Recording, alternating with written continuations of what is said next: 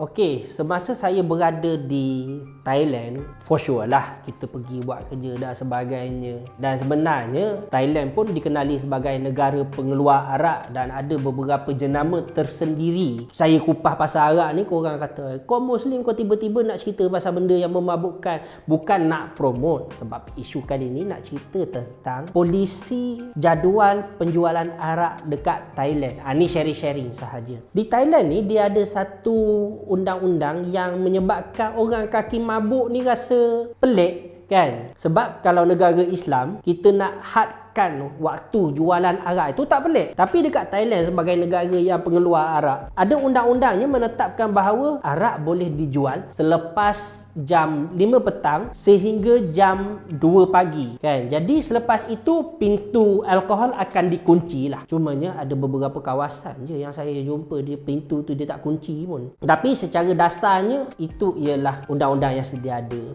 Dan kedai disco, pub, bar diwajibkan tutup pada jam 2 pagi. Dan baru-baru ini kita dapat tahu bahawa Malaysia akan kuat-kuasakan had penjualan arak akan ditetapkan sehingga jam 10 malam. Jadi dekat situ pada saya dia memberi kesan ataupun tidak, pada saya ya dan juga tidak. Sebab bagi orang yang dia dah tahu kata polisi tu akan dilakukan, dia akan beli stok lah. Macam tak biasa PKP beli stok sampai 4-5 hari boleh je kan. Jadi dia akan buat kaedah yang sama. Impact dia ialah dia tidak dapat dibeli secara ready. Dia kena beli secara stok dan sebagainya. Jadi kalau orang yang tiba-tiba stok dia putus dekat rumah tu, dia mungkinlah akan susah sikit lah kan. Cuma pada saya melihat orang yang dia nak mabuk, dia boleh mabuk dengan apa-apa. Kalau dekat kampung tu, saya pernah jumpa orang yang mabuk dengan dia hidu tai